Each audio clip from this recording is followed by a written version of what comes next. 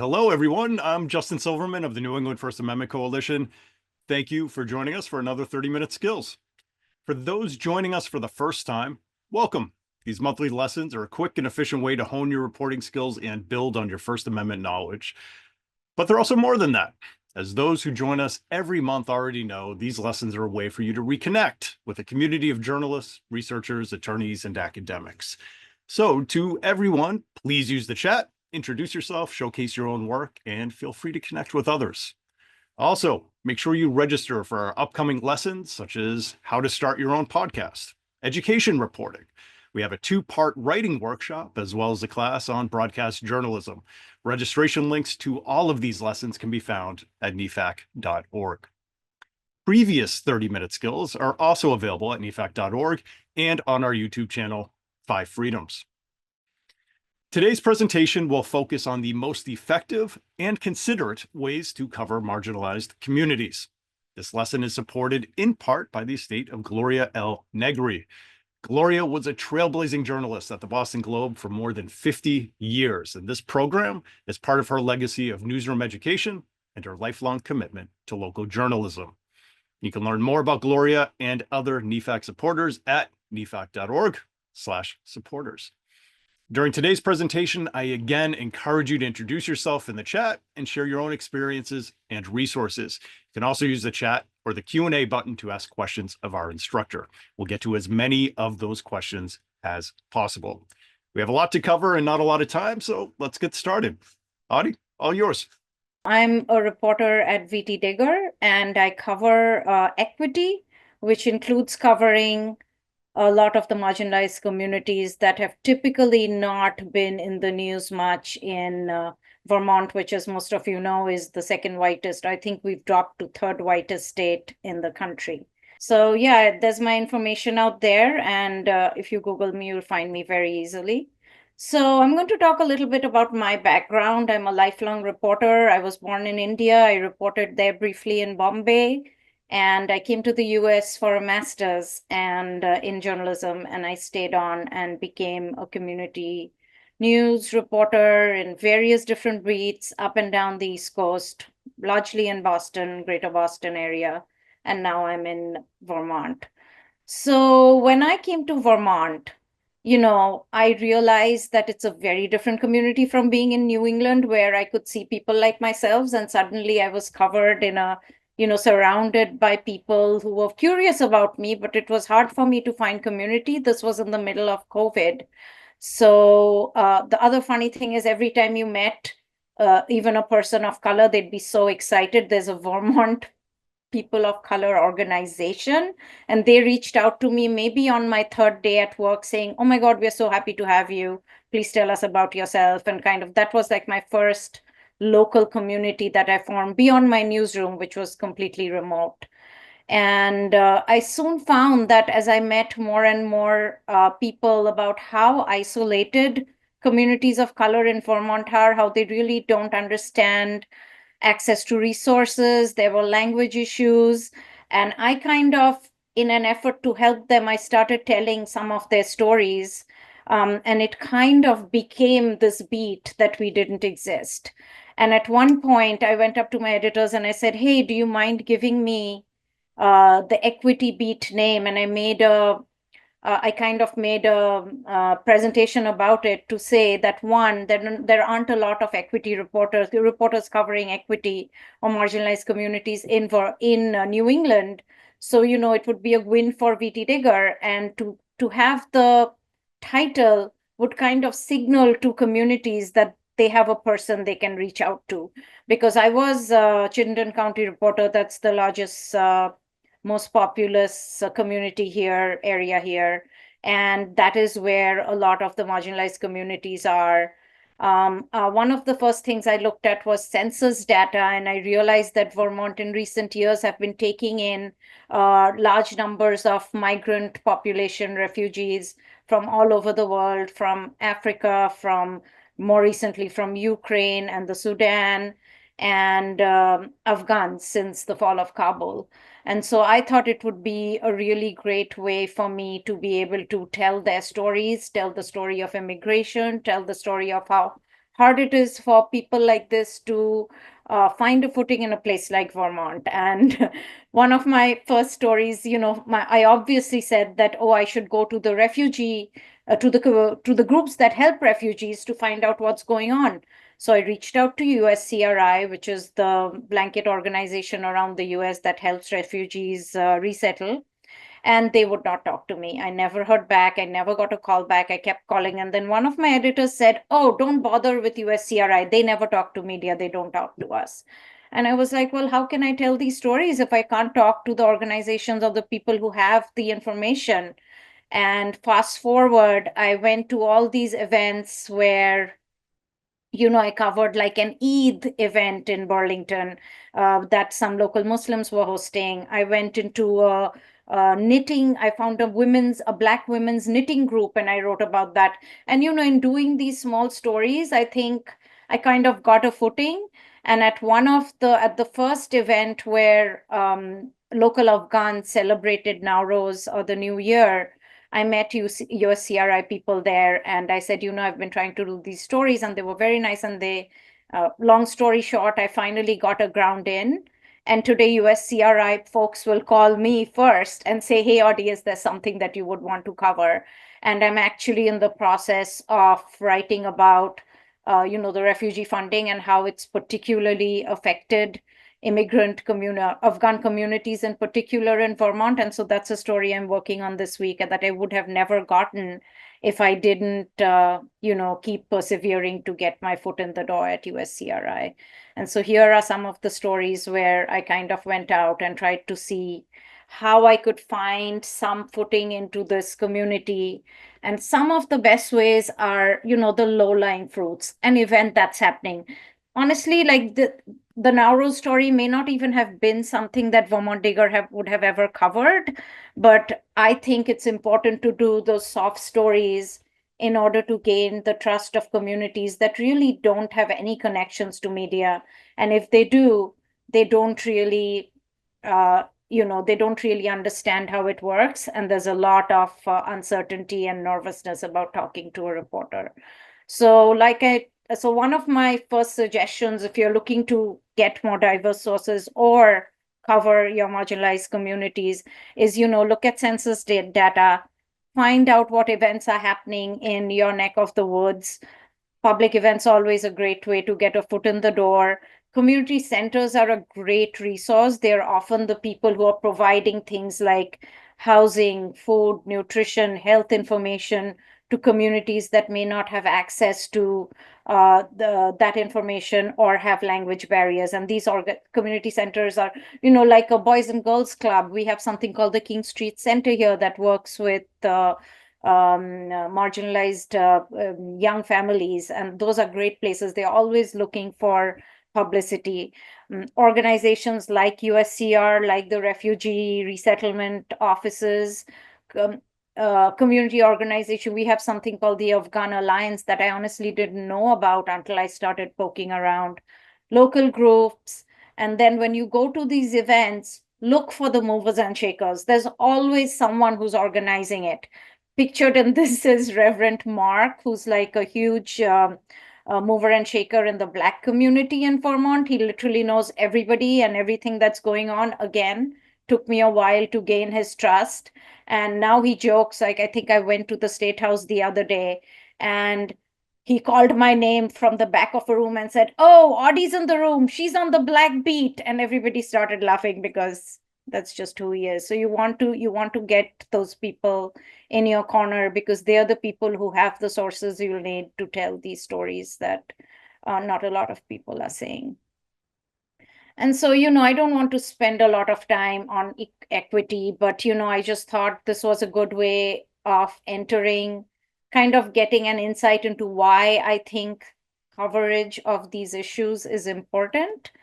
And, the why do we care? One of the things I think of journalism is that we want to reflect the society we live in. We don't just want to talk to the mayors and the government bigwigs. We want to talk to the people who are being affected every day by government policies, by things going on in the community, by crime, by housing, like all the hot topic issues we as reporters write about all the time that newspapers are already covering. And I think ever since I took on this beat, I realized how white our coverage is. And because of these connections I've made, I'll think about now, I think twice about if I'm writing a story about housing. I'm like, well, am I writing a story about, am I talking to people who already have housing?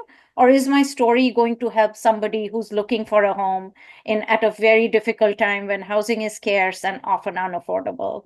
And I think when we include those voices, we take on like a solutions lens that often helps the people who are working in those areas to find answers. Like I've often had people call me and say, hey, I didn't know about this person and this problem they were going through. This is an easy fix. How can I help? And so I find that very heartening that, not only are we reporting on people we don't normally talk to or hear from, but we may be able to be in a position to actually help them and actually help systems and governments become more aware and find ways of dealing with these gaps that exist. And so, marginalized communities, I'm sure this is not information to anybody, but I often say that not only are they the people who have the least access to resources that most of us have, they face incredible amounts of discrimination and violence. They've been historically harmed. And so they have no reason to trust us or talk to us. So walking into a room full of, say, Sudanese people or Afghans, chances are nobody is going to talk to you. My suggestion is make the time, hang out. Don't go to an event or something with the intention of coming out with a story. Get your face seen. Once they start, getting to know you and seeing you more, um, just familiarity often is the first barrier that you can help overcome. So, I have been in the New England news market for many, many years, and I've always had a real problem with this objectivity drill that journalism schools and newsrooms do because I found it problematic. As I worked in newsrooms as a young reporter, I didn't really see anybody who looked like me or even any other people of color in newsrooms. So I often thought the rules that applied to them really didn't apply to me. And I bring bring this argument into my newsroom all the time. I'm like, the things that are framed, objectivity is kind of sees everybody as equal. And when you're covering marginalized communities, nothing could be far from the truth. So I like bringing that up.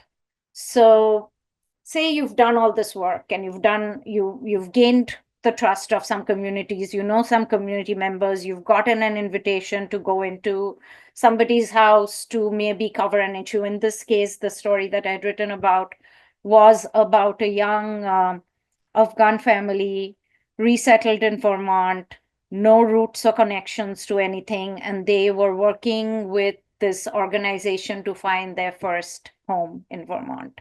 They were living in a small rental apartment, and I really wanted to go in and see them in the setting that they were most comfortable with. And so one of the things when I was talking to the community organizer, actually a USCRI caseworker who gave me this contact and said he would introduce me and take me in, I actually had a whole sit down with him the day before I went in. I wanted to know things like, how can I make myself comfortable? Should I dress differently? Should I take my shoes off? Is there anything I can say to greet them in their own languages? And I think these are small things, but they make a huge difference. I imagine this is a family that's already really nervous about having an unknown stranger in their home, a stranger who doesn't speak their language, maybe somewhat looks like them, but completely different culture. And so I think it made a big difference for me to come in and I wished them.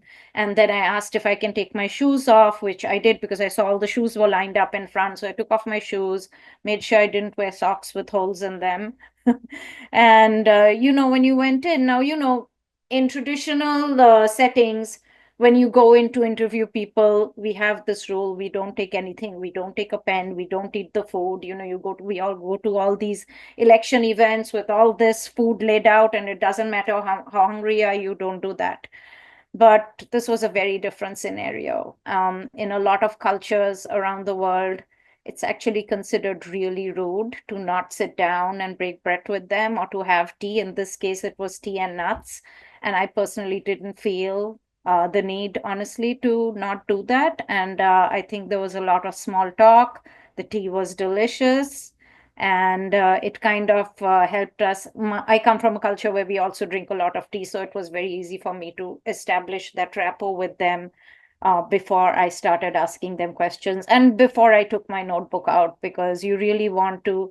My The thing I say is, as opposed to objectivity, just come in with your humanity first. Treat a person the way you would treat somebody if they came into your house as a guest. And that's the approach I take when I try to cover these communities. And I found that it works really well. And sometimes I've been asked, do you worry about it being, intrusive? But we've already established the rules. We've already established that I'm a reporter and they wanted me to come to their house rather than meet in a neutral place. So I think when you walk into somebody's home, maybe it's just polite to live by their rules. And I try to do that in some of the reporting that I do. And so I talked to you about how sometimes you go into these spaces with the intention of getting to know people and showing your face around.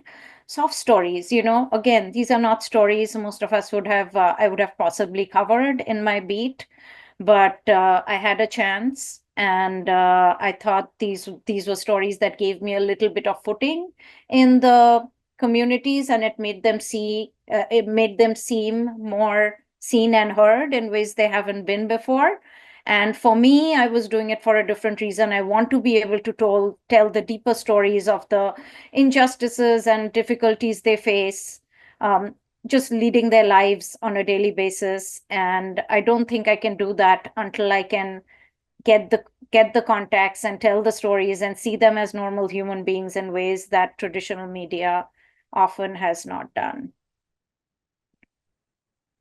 I actually want to go back and tell you a little bit about the Westbury Village story. This is a mobile home park, so it's largely low income people. And they have been dealing with, they're in a community where historically the town has refused to plow them. It's a huge community, 250, technically manufactured homes or mobile homes or whatever you call them.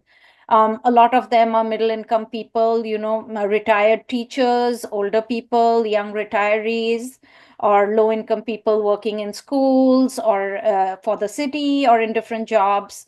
And I really had to fight to tell this story, because initially when I pitched it, it's a story about a mobile park not having access to the same water rates that the town residents do. Nobody in my newsroom thought it was a story. So I used my lens and I said, guys, it's a mobile park. Everybody knows how people feel about mobile parks in many parts of America. They look down on. And so I'm like, this is completely an equity story. Water is like the most accessible resource. If there's one thing we all agree that everybody should have access to, is clean, safe water.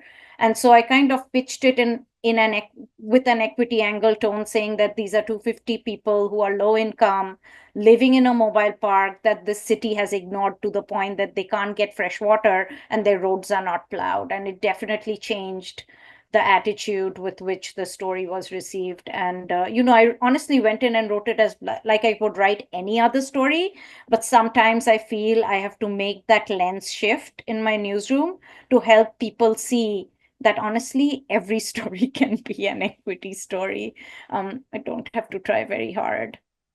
And so once I've established those, it's reached a point where people will reach out to me with really big stories. Here is a mother who reached out to me very nervously. I spoke to her maybe 3 times off the record. She was talking to me about her son who faced horrific levels of harassment for more than a year at a school in Woodstock. And she shared all the documentation about how the school didn't intervene, how they didn't implement their hazing, harassment, bullying policy the way it was. And it became this huge 3-month investigation and a special report that was published earlier this year, picked up in local other news channels and local newspapers, picked up by the Atlanta Black Star. And for me, this was a really difficult story to do, because not only was it about a child, they wanted to be named. We had extensive conversations in the newsroom about where we are going to do that. This is a young child. He hasn't even started working yet. He hasn't even graduated high school. Do we want to have his name out there on Google for posterity? And the mother was very open, and I visited them 2.5 hours away on a Saturday for my final interview with them, with a photographer. But it took 3 months of work for all of us to get on board and to figure out how we were going to tell the story and how we were going to profile them. Our photographer who came with me was fantastic. As you can see from the photo, he set it up and did, I think, a really incredible job of capturing the emotions involved. And this is the follow-up that just happened. There's a petition circulating in that region where they're asking for the removal of the superintendent. We've had letters written in. People in that community were horrified to hear about this. People have been writing in commentaries and op-ed. And so that's just one example of what happens when, you can have something new. You have an equity reporter title, and people read your stories and they feel comfortable about reaching out into something that could have been a really damaging story for that family. And so another tip I often have is, I go into, say, cover I don't know, you all must have heard about the devastating floods Vermont has faced in the last 2 summers. And I really wanted to see how the immigrant community and the refugee community was being affected, because again, we were not seeing them in our regular coverage. So I found an Indian restaurant that had flooded. I had the advantage of language because they spoke Hindi, and so did I. And I often feel that, years of beat reporting experience kind of give us a particular way of doing things. And my advice to people who are covering marginalized communities is to abandon it all. Go in blind, pretend you're a first-time reporter who has never done this. Because often our coverage impacts these communities, sometimes in really negative ways. Sometimes they are horrified by what we've written or what we've said or how we've pictured them. So I have become really sensitive about, instead of going in there with an idea of what the story is about, really asking them what the story is about. And the second story here, it was a Thai restaurant run by this Thai family, completely devastated in the floods, lost their kitchen, didn't have the money to buy the equipment, didn't know where to go to. And so, in my head, I was thinking, oh, this will be a great story. It'll bring in funding and money for them. And so I think towards the very end of the interview, I told him, I'd love to be able to help you. Is there a link or a GoFundMe that I could put in the story? And he actually got really upset. And he said, I don't need help. I need customers. And so that was such an eye-opener for me. We used it in the head, and it completely changed the slant of the story I was going to do. Here's a man, he's working hard. He's willing to do, he doesn't want handouts. He doesn't want money. He just wants to be able to come into his restaurant, open it, cook the food, and serve the people. That's what he's there for. And it was a really telling time in telling moment in my coverage of these communities and telling these stories. And then one of the things, I mentioned looking at the census data. Our most diverse city in Vermont is Winooski, and so is the school district. And so that was one of my first stops. I invited myself to the high school and middle school and just spent some really incredible hours meeting people, teachers. And I went in with the intention of not having a story. And I told them that I'm just, source building, meeting people, letting them know I'm there, trying to see what the district does that's different. And on that meeting, on that particular meeting, I found out that every classroom had all these multilingual support staff, which I thought was fascinating. I mean, I've seen them in some schools, but not eight different people speaking 8 different languages supporting these students, many of whom who don't speak English. So my takeaway from that day became this great story about the multicultural liaisons, many of whom ended up being kind of ringleaders in their community, like the man you see pictured in this photo, Tul Nirula. He's a Nepali business owner. And if you walk with him into any store, like a Costco or a gas station, everybody knows him, especially in the Nepali community, which is another big community in Vermont. He's just one of those people who personally knows everybody, goes out to help people. He has been an invaluable resource for me. Like, I will reach out in the middle of the floods and say, Toll, do you have families who are affected? And he's like, yes, I can take you to XYZ and you will see how badly they've been affected. And it's getting those connections in the communities. They always have these ringleaders and like movers and shakers who are, the unseen leaders, so to speak. And people like that will always be your into communities that you want to cover. Another of my early stories, Winooski had an Asian American city manager, and I was like, well, that would be interesting if I could get, do a profile of her. And during that interview, she comes from California. She's been interviewed a lot. She's not shy or nervous about the media at all. But during my interview, I asked her the question. I'm like, what would you like to say, or what would you like to be included as part of this interview that you think would make a difference to you? And I could tell that she was hesitating, and she said, I would love it if you could include my Chinese name. So we not only included her Chinese name, we had it written in Chinese. And, I really went back and forth with my page designers to make sure there's no error there. And she was so thankful. She called me back to say that nobody's ever done that for her. Again, very small thing, not a lot of effort on our part. Never would have known if I didn't ask. And I think one of the stories that I personally feel most touched by is there was a shooting in Burlington that I covered that injured 3 Palestinian Americans. And my thought in the aftermath was, how are local Muslims feeling? And for the life of me, I couldn't get community members or people to comment. Nobody wanted to come out and identify as as Palestinian or as Muslim or as anything where they might be seen as the other. So I went back to the Winooski school, and the teachers told me, yes, our students are very nervous. A lot of them are undocumented. A lot of them have parents who don't understand what's going on.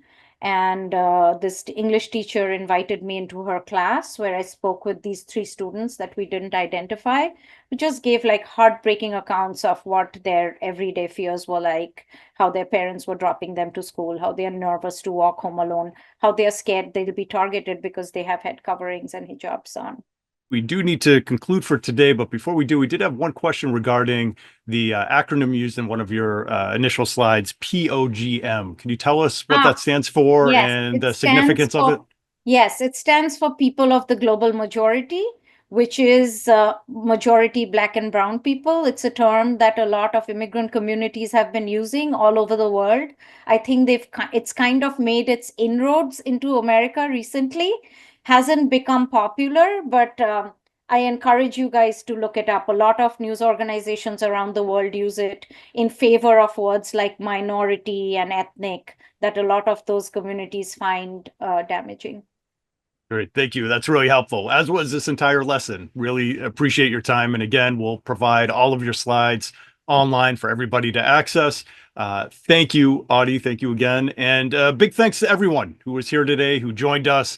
Again, we provide these lessons as a public service to all of you. So please return the favor and encourage your colleagues and friends to join us each month. We have a lot to learn from each other, and I look forward to seeing you all again soon. On behalf of NEFAC, thank you for all you do, and we'll see you next month for our next 30-minute skills. Take care, everyone.